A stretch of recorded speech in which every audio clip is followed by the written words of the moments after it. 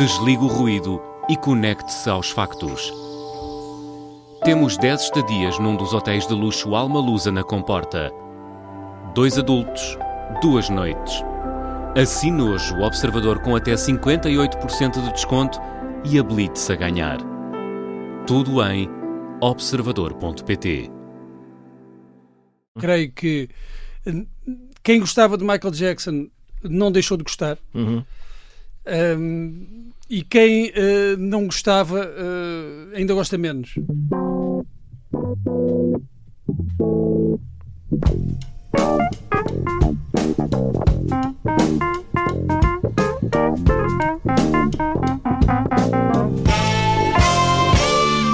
Sejam muito bem-vindos a mais um Pop-Up, o vosso cabaz de cultura popular, semanalmente recheado com estes 3 brindes. Eu estive para dizer presuntos, mas depois achei que não era tão elegante.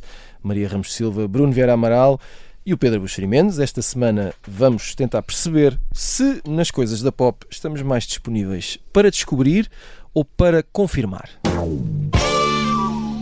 O primeiro culpado... Há aqui uma série de culpados esta semana. O primeiro é Jerry Seinfeld, que vem atuar a Portugal pela primeira vez, em novembro. Mas também é de Michael Jackson, que tem agora direito a um biopic, que está nas salas portuguesas a partir desta quinta-feira. E Madonna e Celine Dion também vão entrar nesta conversa. É só famosos esta semana. Vamos começar pelo humor, porque tem muita graça, como o Pedro Buxeri Mendes tem. Pedro... vamos começar por ti, vamos começar por Seinfeld, que vem a Portugal no dia 1 de novembro, vai atuar na Mel Arena, no contexto de um novo festival de humor em Lisboa. Isto do stand-up e de humor é um mercado que tem crescido bastante, para dizer o mínimo, em Portugal nos últimos anos.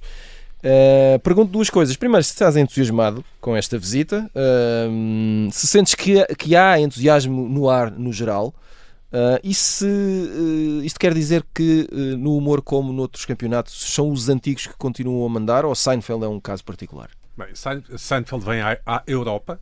Sim, é uma digressão, tens toda a razão. Não sei se não será a única data na Europa. Pelo menos... Até agora acho que Pronto. Sim, mas ele vai dar uma série de espetáculos aí por... Bom, não vem à Europa há 80 milhões de anos, acho eu, não sei. Desde o T-Rex. Desde o dilúvio. Eu lembro-me de Seinfeld quando comecei a assinar a Rolling Stone no princípio dos anos 90. Epá, tudo isto merece algum aplauso. Só que eu não percebia... Como é, o tipo chama-se Seinfeld e a série chama-se Seinfeld, ou seja, eu não entendia que uma série pudesse ter o nome do ator principal. E apenas só isso, não é? E ele também se chama Jerry na série. Pronto. Nós não tínhamos internet para ir pesquisar e, portanto, eu tinha alguma dificuldade em entender aquilo, mas ele foi um fenómeno cultural muito, muito marcado nos 80s, 90s, não é? Ofereceram uma fortuna para que ele continuasse a série. O último episódio da série Seinfeld foi uma coisa, falou-se. Quando é que foi? 97? Sim, não. Por aí. Sim, já te posso dizer se quiseres, tenho aqui, mas só para não interromper o raciocínio, desculpa.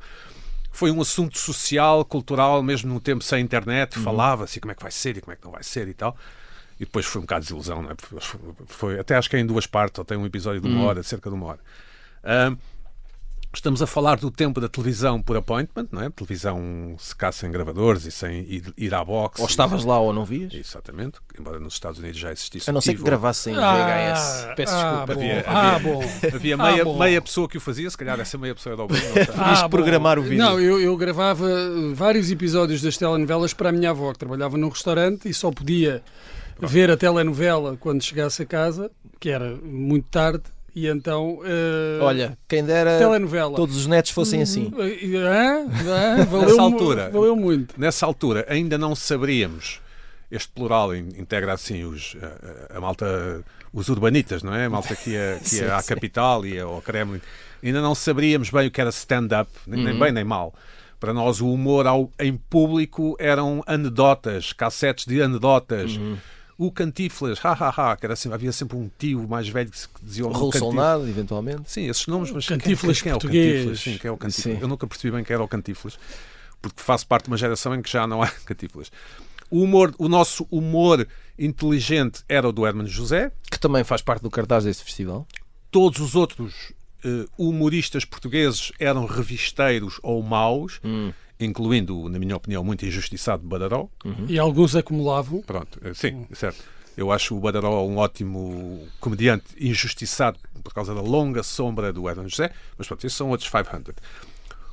O Levanta-te e Ri é de 2003, na SIC. O Gato Fedorento é de 2003, na SIC Radical. Também, coincidência. Olha o Pedro a puxar dos galões.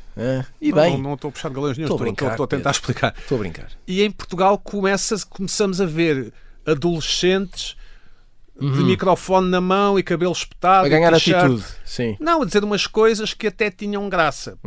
Porque humor naquela altura ainda era ou anedotas ou personagens, não é? O tipo está vestido de cozinheiro e pronto, ou o Benny Hill atrás de umas miúdas com camisola justa. E hoje em dia, portanto, em 2026, o humor é uma grande indústria em Portugal, cultural, uma indústria sem apoios do Estado, embora este festival vá ter apoios da Câmara, tal como o Mockfest também tem. Mas, ou seja, são indústrias profissionais, profissionalizadas. Os comediantes ganham muito dinheiro em publicidade, ganham muito dinheiro nos seus espetáculos. Lembro que os espetáculos têm pouca produção, não é? Alguns até são só um banco e uma Pouca garrafa de despesa, água. exato. Sim, pronto. E transformou-se numa indústria. O seu público é interessante, e agora vou conjecturar, espero não ser muito insultado, tem a ver com o facto dos jovens portugueses terem dinheiro, e têm dinheiro, porque como não têm dinheiro para comprar uma casa, esse hipotético dinheiro que pagariam numa prestação reverte a favor de uma espécie de vida... Dos humoristas. Não, uma vida com os amigos... Imediata. Aquilo que eu chamo uma vida Erasmus, não é? Vão passar Vida o fim Erasmus. Sim, vão ok. passar o fim de semana, vão ver Sim, o concerto da Rosalia, vão... Ou seja, como não conseguem sair de casa dos pais, os seus salários, digamos assim, são reservados para... Pronto, não é uma crítica, ok? Não Sim. estou apenas a... Os espetáculos de humoristas estão sempre cheios, eu já fui a vários, parecem-me todos iguais e o público parece ser sempre o mesmo. Qual é a vantagem de um espetáculo de um humorista? É que se eu comprar bilhetes para um espetáculo do Tiago Pereira, eu vou com uma predisposição para achar graça, porque eu gosto do Tiago, Sim. comprei o bilhete, os meus amigos também vão, portanto, eu estou bem disposto. Portanto, eu nunca vi nenhum espetáculo de humor em Portugal, eu já vi vários, que não fosse o melhor espetáculo do mundo, em que toda a gente aplaude imenso, sendo que algumas vezes eu não percebo porquê, porque não teve graça nenhuma. Bruno Vera Amaral, esta semana também, por falar em indústria de sucesso do humor e do stand-up, Ricardo Araújo Pereira estreia o seu stand-up, que é raríssimo de acontecer, sozinho em palco. E aqui também pegando em experiência, isto ao mesmo tempo que a Joana Marques faz o seu périplo pelo país, também com salas esgotadas por todo o lado. No caso aqui do Ricardo Araújo Pereira, pergunto se não haverá aqui uma gestão de carreira que é importante para depois, quando chegam estes momentos, serem avaliados como uma coisa muito especial, porque nós estamos habituados a vê-lo em determinadas plataformas, de uma certa maneira, está sempre presente, mas não assim. E se calhar esta experiência pode ajudar depois a que o sucesso continue? Sim, de qualquer das maneiras eu acho que seria sempre um sucesso. Mesmo que... No caso dele. No caso dele, sim. Acho que é daquelas figuras que as pessoas vão ver independentemente. Já estão predispostas a achar graça, mas E vão é ver... bucket list também, desculpa, é bucket list, não é? É ver o Ricardo também Araújo Pereira, claro. Me podes dizer, bem, se ele fizesse isto todos os anos ou todos os meses, haveria menos entusiasmo à partida.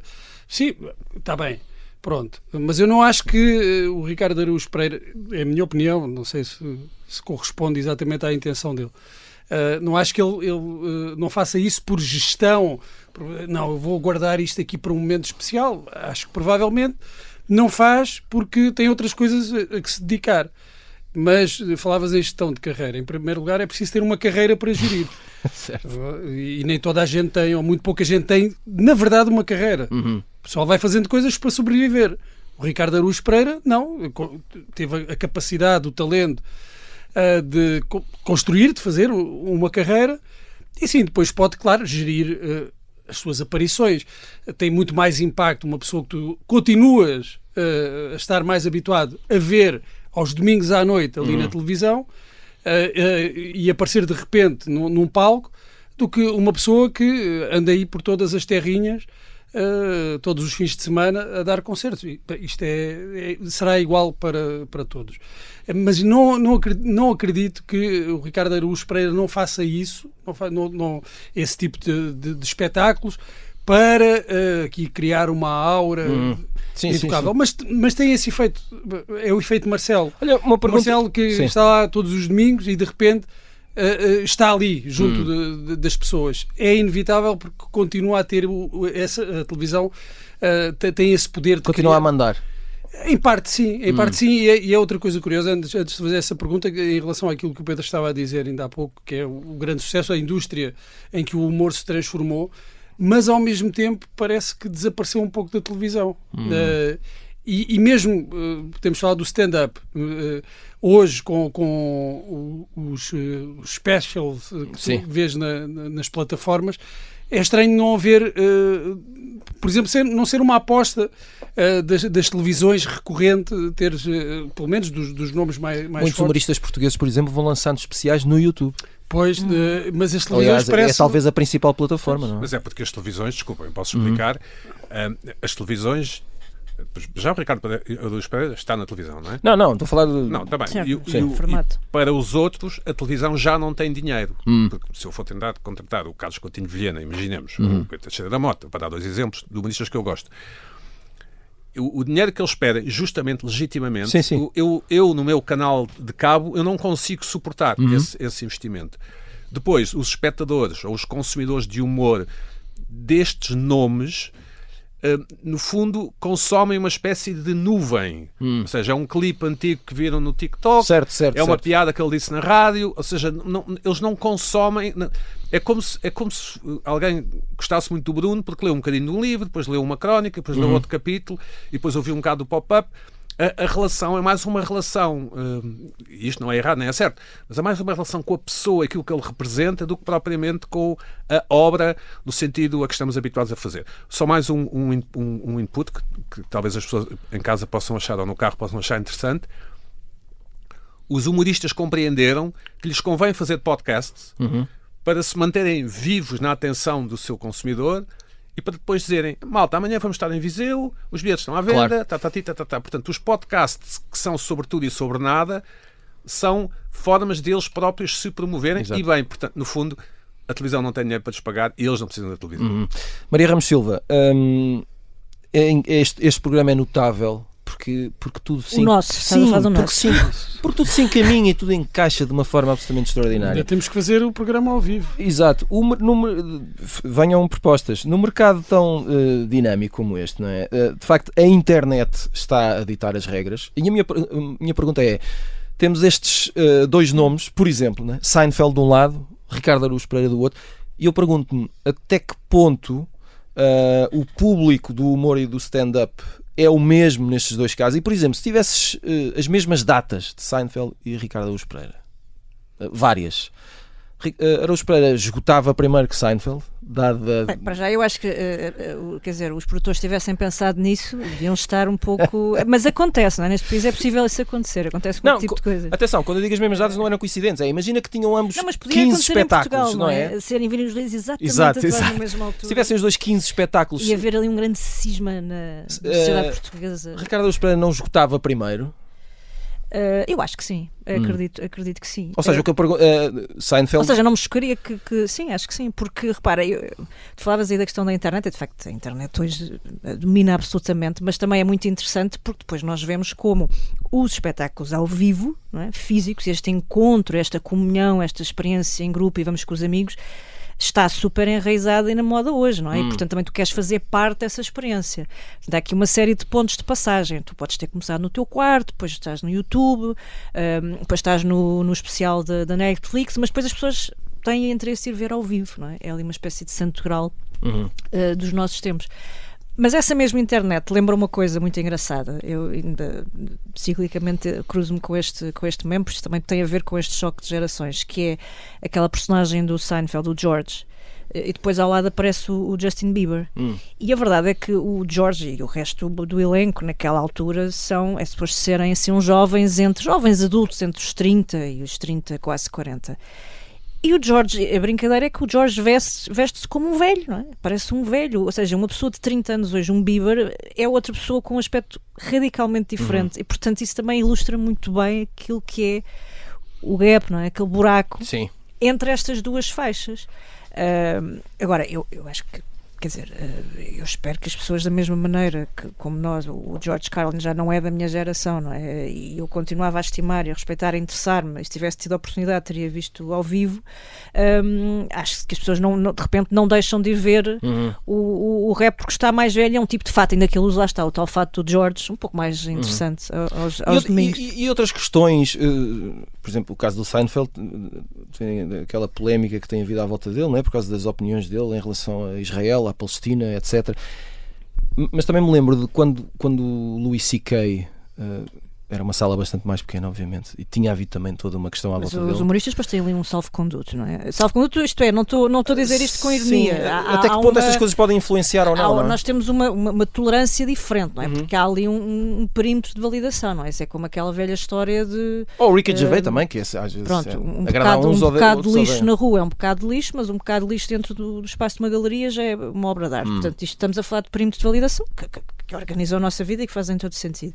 Agora, eu só queria falar aqui de uma outra coisa que o Pedro tocou, eu acho que é muito relevante também para o mercado, nomeadamente para o nosso, que é de facto esta questão do desafogo que esta geração tem hoje para consumir este tipo de experiências, que nós não tínhamos. Nós com 20 anos, eu ia lá a algum espetáculo de stand-up, quer dizer, não ia a lado nenhum, quer dizer, íamos, mas era uma coisa muito mais modesta, isto de facto não era uma coisa quase ritualizante e institucional. E como de alguma forma, e por isso também poderá ter impacto no sucesso ou um peso na idade dos humoristas que têm mais sucesso ou não, e que são mais procurados ou não, porque de repente há uma faixa mais adulta que se calhar está hoje mais asfixiada em termos de poder de compra do que estes miúdos, como o Pedro falava, não é? Porque se calhar a nossa geração tem hoje mais dificuldade em ir gastar, eu não sei quanto é que custará um bilhete destes para o Seinfeld, mas quer dizer, não deve ser propriamente barato. Ainda não estão à venda. Mas de repente gastar 50, 60 paus, acho. Pronto, não há de ser menos do que isso, não é? E portanto, também há muitas solicitações hoje e há muita coisa de facto, não é? Agora, eu acredito que estes nomes mais agregadores continuem a ser As testemunhas, as mensagens e os vídeos que ajudaram a polícia a desvendar a forma como Renato Seabra assassinou Carlos Castro em Nova Iorque. Estes são os bastidores nunca revelados da investigação a um crime brutal.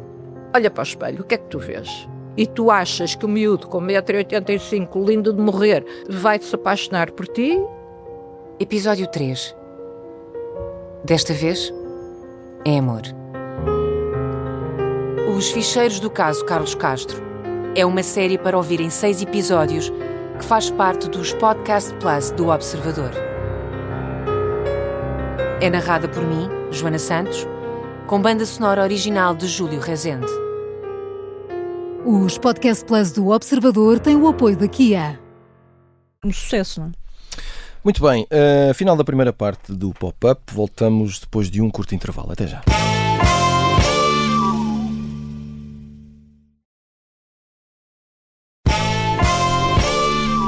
Estamos de regresso ao Pop-Up com Maria Ramos Silva, Bruno Vieira Amaral e o Pedro Buxeri Mendes. Esta semana estamos aqui a tentar perceber de que é feita uma estrela no mundo da pop em 2026. Na primeira parte falámos de stand-up, Seinfeld, Ricardo Luz Pereira. Agora vamos... Quer dizer, podemos falar de stand-up na mesma, tudo isto se contamina, mas eu queria começar aqui pelo Michael Jackson, por duas estrelas, Pedro Buxeri Mendes e Michael Jackson. O cantor está no cinema com um filme chamado Michael, que ele é interpretado por um dos sobrinhos, se não me engano. Isto é coisa para arrastar multidões ou o mundo já não quer saber de Michael Jackson? Aconteceu demasiada coisa e passou demasiado tempo. Multidões em Portugal ou multidões...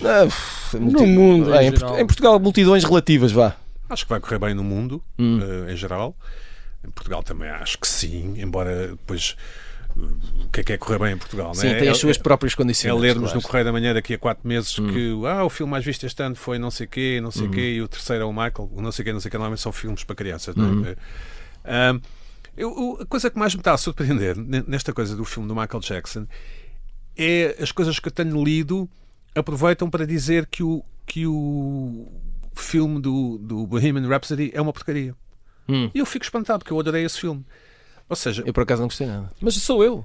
pronto. Mas se eu fosse ver o filme do Michael Jackson, que acho que vou acabar por não ir por falta de tempo e porque, enfim, Porque vidas. porque tenho que ir passear para a praia, pensar sobre a vida. Claro. Mas eu queria ver o lado espetacular da música, das coreografias, como é que ele engendrou o moonwalk. Os pezinhos e tal. Sim. O Michael Jackson é um prodígio, não é? Que à medida que o tempo vai passando, artisticamente, não é? À medida que o tempo vai passando, nós percebemos de facto como o tipo era Fora de série. completo, Especial. fora de série. Quer dizer, o tipo já cantava bem, ninguém o obrigava a dançar daquela maneira, não é? Ia fazer aquelas coreografias, certo? Hoje às vezes até parecem assim um bocadinho pirosas, não é? Porque tem assim umas explosões de a tornar do bad, não é? Mas vendo as imagens, quando ele estreou o Moonwalk, eu acho que foi nos prémios quaisquer da MTV no princípio dos anos 80, tu ficas, porque é que ele está a flutuar? Mas o que é isto? Exato. E ainda hoje vês vídeos do TikTok e no Instagram e no YouTube de pessoas a ensinar a fazer o Moonwalk. Portanto, quer dizer, imagina tu deixares para a posteridade qualquer coisa que as pessoas vão Mas há perceber daqui a 40, aqui ao outro 50 lado. anos. Há pouco... Este filme, desculpa, só para acabar. Este filme vai até à digressão bad, portanto não tem confusões. As confusões. Tinham umas confusões, não sei se estão a par, mas tinham umas confusões que depois eles... afinal não podíamos ter falado disto porque houve Supostamente o filme era muito maior e ia até outras alturas da vida dele. Refilmar, reshoot muito, Sim. porque leram mal um contrato e então não puderam falar de um determinado caso de suposto abuso, não é? E pronto, e essa parte não está. Eu lembro-me de nós, portanto, da minha idade, adolescentes, 20 jovens adultos, gozarmos com Michael Jackson porque ele queria ser branco e tal. Achámos o tipo meio esquisito, não gostávamos muito da sua música porque seria excessivamente pop. Naquela altura em Portugal o cool eram coisas com guitarra, seja daquelas coisas de Manchester, seja das coisas dos Foreigner, claro, dos Bon Jovi e tal. Mas víamos o teledisco do Thriller e achávamos aquilo incrível. Pronto, depois dizíamos que não gostávamos da música, mas eu só me rendi a Michael Jackson mais tarde, e hoje se eu tiver de carro e tiver a dar o Ricardo Araújo Pereira, o Seinfeld, uma música do Michael Jackson, se calhar ponho mais alta a música do Michael Jackson. Mas eu perguntava, em relação àquilo que eu há bocado estava a dizer, por exemplo, no caso do Seinfeld, né, até que ponto as posições que ele tem tomado face à questão de Israel e da Palestina podem afastar algumas pessoas que eventualmente gostavam dele, se tudo aquilo que se passou em relação ao Michael Jackson pode afastar pessoas que gostavam dele de voltar a ouvir a música dele, ver um filme destes. Não é só na política que o mundo está polarizado e é clubístico, não é? Vou usar uma coisa do futebol. O que é que as pessoas conhecem do Seinfeld para gostar dele ou não? Quer dizer, eu não estou à espera que um espectador de 24 anos que vá ver o Seinfeld tenha visto a série toda. Eu vi a série toda. E depois tentei rever há pouco tempo e não consegui, porque enfim, já não é a mesma coisa, mas não interessa. Mas eu acho que conheço a obra de Seinfeld, mas ele fez um filme há pouco tempo, foi um total fracasso, não é? Que ele achava que ia ser. E era péssimo. É isso, que é péssimo na Netflix, acho eu, não é? Muito mal também mesmo. Não me lembro do nome. Eu não tenho grande vontade de ir ver, mas é porque é chato, é à noite, e depois o carro e o trânsito e o Uber, é mais por causa disso. Bruno Vieira Amaral, Michael Jackson, rei da pop, Madonna, rainha da pop, estas frases ainda fazem algum sentido? Não, fizeram nos anos 80. Aí sim. Sim, aí fizeram. Mas volta e meia ainda se vêem estas frases escritas. Está bem, isso tens de criticar os teus amigos jornalistas. Pedro Buxerimeno.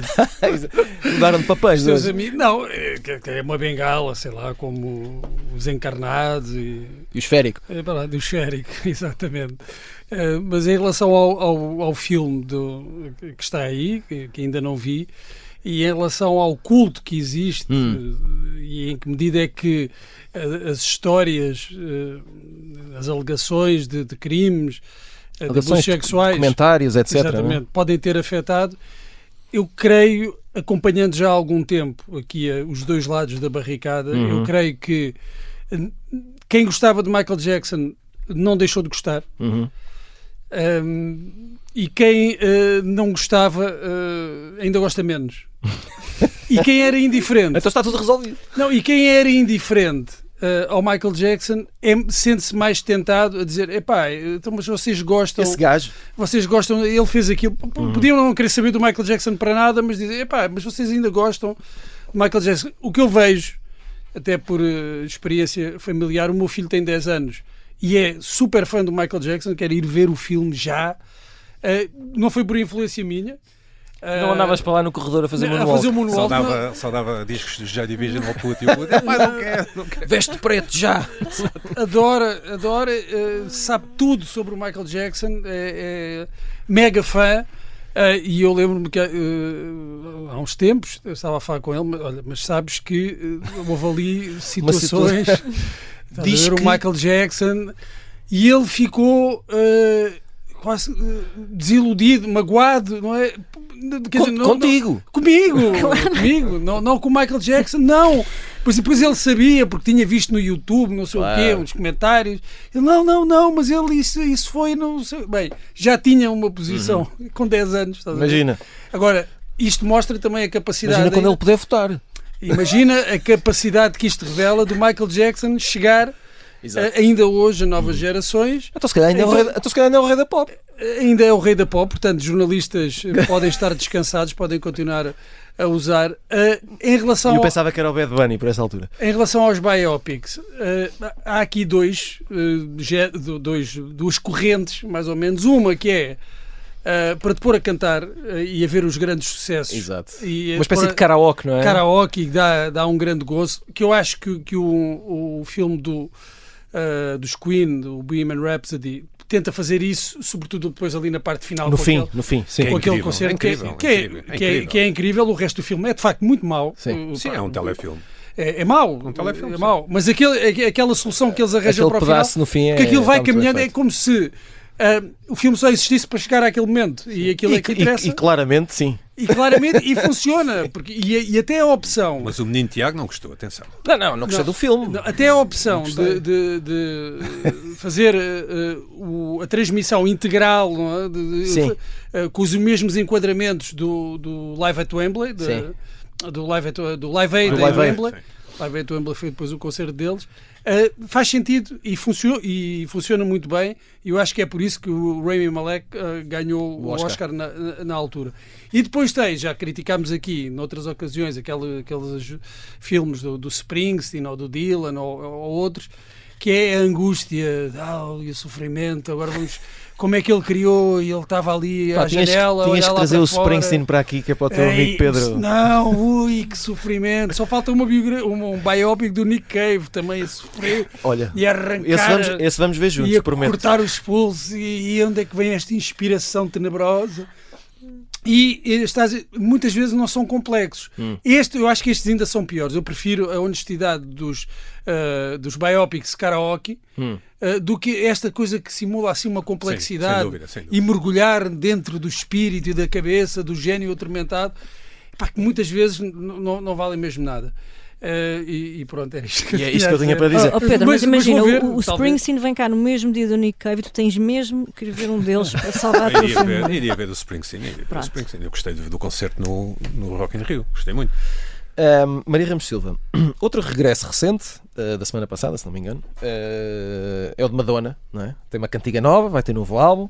Esteve em Coachella. É a rainha da pop, não é? Essa é outra Exato. Esteve em Coachella, mas esteve apareceu no concerto de Sabrina Carpenter e cantou lá umas duas cantigas dela, não é? Com a Sabrina Carpenter. E eu pergunto, quem é que precisa de quem? Qual é o significado deste dueto? Ou não significa absolutamente nada, é só o mercado a funcionar? O Coachella é capaz de agradecer estarem lá as duas, isso de certeza absoluta. Pronto, isso de certeza absoluta. Mas isso não tem. Falava aqui mais em termos de será que Sabrina Carpenter é bom ter a validação da rainha da pop? Lá está. A Madonna dá jeito a aproximar-se de quem vai ocupando o trono por estes dias? Como é que isto funciona? Ou a Madonna não precisa disso? Continua a não precisar disso? Acho que é um win-win, Tiago, sinceramente. Acho que a Madonna é conhecida, tirando ali uns bifes, não é? Como se costuma dizer, com a Lady Gaga a certa altura, é conhecida por apadrinhar alguns nomes, ou estar associada a alguns talentos assim mais jovens. Quer dizer, a Sabrina Carpenter de facto já não apareceu ontem, apesar de ser recente, está aí está aí por todo o lado e é em grande, mas é engraçado porque há ali uma certa equivalência até estética, não é? E fizeram questão de... E isso é muito curioso. Aliás, a Madonna fez questão de dizer que estava a usar a roupa que tinha usado 20 anos antes. Depois perdeu a roupa. Depois não sabe daquilo, enfim, tudo isso. Mas será que é verdade? Não interessa. Eu não sei se é, mas de facto no dia a seguir só se falava de Madonna, não se falava de Sabrina Carpenter. Pronto, e portanto foi... No fim ela voltou a ganhar. Agora, o que eu acho que é mais engraçado, e volto à ideia do Coachella, é que eles de facto conseguem montar ali uma coisa que é muito curiosa, porque vão buscar uma geração toda ela muito mais nova, mas depois tiveram ali uma série de veteranos. E eu, pelo menos, a ideia com que fiquei, se calhar lá está do meu algoritmo, é que no dia assim se falava sobretudo desses veteranos. A J.Lo, que deu assim, fez uma intermissão assim a meio da atuação do David Guetta, também absolutamente estrondosa. O Iggy Pop, não é? Que até se enfiou num caixão no final do concerto, quer dizer... O Iggy Pop ainda está vivo. Pronto, estás a perceber? Ou seja... Claro que está. E o mais engraçado para mim, no meio disto tudo, eu não sei exatamente se todo o público será jovem, mas parte do princípio que é mais jovem. Sobretudo jovem, sim. É que estes miúdos podiam ser netos da maior parte daquelas pessoas. E estão ali com um acrescento também curioso, que é, e que alguém notava durante a atuação da Sabrina Carpenter e da Madonna, é que, ao contrário, se calhar de há 20 anos, e sobretudo ao contrário, há 40, ninguém estava a dançar. As pessoas estavam paradas com um telemóvel a filmar, e portanto só se vê em telemóveis ao alto, que também diz muito como a experiência... Muitos destes artistas, desculpa, estão a ser salvos ou a tentar salvar-se, por exemplo, através das séries. A série Love Story, sobre o John Kennedy e a Caroline Bissett, nunca me lembro do nome, tem uma banda sonora inacreditável. A Xadé, por exemplo, voltou a ser super uma banda sonora dos anos 90, inacreditável de qualidade, e portanto muitos dos miúdos que viram a série depois veem estes Iggy Pops. Aliás, eu acho que a Madonna vai acabar por ser ressuscitada um dia destes, quando for uma música dela for banda sonora de um jogo, ou de um filme, ou de uma série, ou de um anúncio. Mas eu acho que é mais uma questão e compreensível de ego e de não querer deixar o spotlight, não é? Do propriamente de dinheiro ou de uma coisa assim. Estes nomes também, estas coisas como o Coachella, também não vivem só à custa dos miúdos, não é? O público mais velho, de meia idade, enfim, é uma receita. Sim, eu acho que há ali quase um teste ao algodão, uma prova da eterna juventude, não é? Porque, repara, se calhar era inimaginável que há uns anos ver, quer dizer, tirando lá está casos como o Iggy Pop, que são extremos, mas imaginar uma estrela pop conseguir manter algum vício, alguma dignidade a partir de certa idade. Mas a verdade é que estas pessoas gostam ou não estão ali, quer dizer, eu acho que apesar de tudo a Madonna não fez uma prestação miserável, não é? Consegue claro, manter-se. Há ali até uma questão depois, se quiser, estética, física, que entra ali num campeonato que é partilhado por ela, pela J.Lo, não é? Que também mostra aquelas comparações, como é que é possível as pessoas ainda estarem extraordinárias com esta idade. Há uma preocupação com essa questão. Creio que também falaremos da Celine Dion, não é? Ou seja, que de repente vem... Podes falar já, porque senão também não temos tempo. Pronto, alguém também vem, obviamente, com uma narrativa por trás que é ligeiramente diferente, porque há essa questão da doença e o regresso aos palcos, mas também com um entusiasmo absolutamente estrondoso. E portanto também são artistas. O caso da Celine Dion é interessante, porque há, não sei se lembram, mas há muitos anos era a rainha foleiríssima, não é? Sim, era uma coisa pirosa, não é? As pessoas não tinham vergonha de dizer que ouviam a Celine Dion, mas de facto a Celine Dion tornou-se... Mas essa questão do gosto também foi mudando e nós próprios, quer dizer... Sim, hoje num jantar de amigos podes dizer que gostas... Podes dizer uma série de coisas que se calhar... Antigamente eras excomungado, E estas coisas das séries, como o Pedro disse, são interessantes porque nós próprios, eu falo por mim, se calhar há miúdos que vão ouvir pela primeira vez a Xadé e ficarem encantados, e eu dei para mim, há quanto tempo é que eu não ouço Xadé? E vais ouvir, não é? E isto é uma coisa que se repete ciclicamente, não é? Mas é preciso não menosprezar a nostalgia de quem não viveu as coisas. Claro, exatamente. Porque nós estamos a falar muito da nostalgia da geração e os anos que viveu, 90, mas os próprios miúdos têm, até para se diferenciar, tal como tu tiveste dos anos 60. Ora, no final dos anos 80, da nossa geração, mais ou menos, o Pedro é muito mais velho do que nós, mas no final dos anos 80, 90, tinhas o pessoal que gostava de Doors, ou mesmo Beatles, de coisas mais antigas. Pink Floyd. Isso era também uma marca de distinção dentro do grupo, e os miúdos hoje também têm isso, gostar de coisas antigas. Ou seja, não é importante apenas para captar um público, quando aparecem estas figuras, um público da nossa geração, é mesmo para aquele público que faz questão de dizer: epá, eu sei muito da música dos anos 80, portanto é esta nostalgia de quem não tem idade para ter nostalgia. Deixa-me perguntar outra coisa. Há aqui sobre a idade, mas de outra perspectiva, que é esta semana passaram 10 anos da morte de Prince, que na altura era unanimemente considerado como gênio, ainda hoje assim continua, parece-me. Não sei se entretanto conseguiu conquistar mais fãs, entre aspas, não é? Que papel, isto é um pouco mórbido, mas enfim, que papel é que a morte tem neste aspecto da pop? No caso do Prince, eu acho que é um pouco diferente de outros casos. Sei lá, estou a pensar de alguns como Kurt Cobain ou Amy Winehouse, do Clube dos 27, que morreram no auge. O Prince, na altura, já estava num pedestal. A genialidade dele... Mas tinha 57 anos, não é? Ele era novo, sim, de facto. Mas se tu tu pensares... o que tinha feito até aí já era... Mas se tu pensares nos últimos 15 anos da carreira dele, sim, o que é que ele fez, sim, eu estou a com o perceber, impacto que tenha feito nos anos 80 e no início dos anos 90. aquele impacto global. Mas não é? isso não beliscou a aura dele enquanto gênio. Quer dizer, as pessoas já não queriam saber, os fãs... se calhar provavelmente já não eram aqueles die-hard fans dos anos 80, já havia ali quase uma relação quase mental, de admiração mental pelo Prince, o reconhecimento que este tipo está num outro patamar. Portanto, eu não acho que a morte tenha contribuído para o elevar ainda mais, porque ele já estava num patamar diferente. Eu creio que quase todos os outros, mesmo comparando com o Michael Jackson, o Prince estava num campeonato que era só dele. E há muita curiosidade acerca não é da carreira, mas é da criatividade, da obra que o Prince também foi continuando a fazer, às vezes excessivamente, e tudo aquilo que ele possa ter deixado guardado, porque havia uma ideia que ele já estava num outro nível, que morrer, claro que estava muito novo, que é chato. Que era muito novo ainda, mas já também eu acho que a maior parte dos fãs já não acreditavam que ele fosse lançar assim alguma coisa do mesmo nível de que tinha lançado nos anos 80. O Prince começa a descarrilar quando... Não, agora não me chamo Prince, chamo um símbolo. E no início dos anos 90. Depois é symbol e depois artist The artist formerly known as Prince. E depois Prince, outra vez. Só para terminar, e muito rapidamente, depois há o outro lado desta barricada, né? Como o Pedro lembrou, que é, por exemplo, Rod Stewart, que vem ao Rock in Rio e tem 81 anos. Rapidamente, Pedro. E que eu quero ir ver. As pessoas que vão ver, como tu, atenção, eu já vi o Rod Stewart ao vivo e foi um belíssimo espetáculo, devo dizer. E o Tom Jones. As pessoas fazem ideia de que idade é que ele tem. A idade faz parte da razão pela qual as pessoas querem ver alguém como o Rod Stewart. As pessoas, existem as pessoas que vão ao concerto e as pessoas que sabem das coisas, e se calhar essas nem vão ver o Rod Stewart, ou como se diz em português, Rod Stewart. Mas depois existe um círculo muito mais largo de pessoas que gostam de música, mas não têm vergonha porque não sabem bem quem é que canta aquela música, não sei o quê.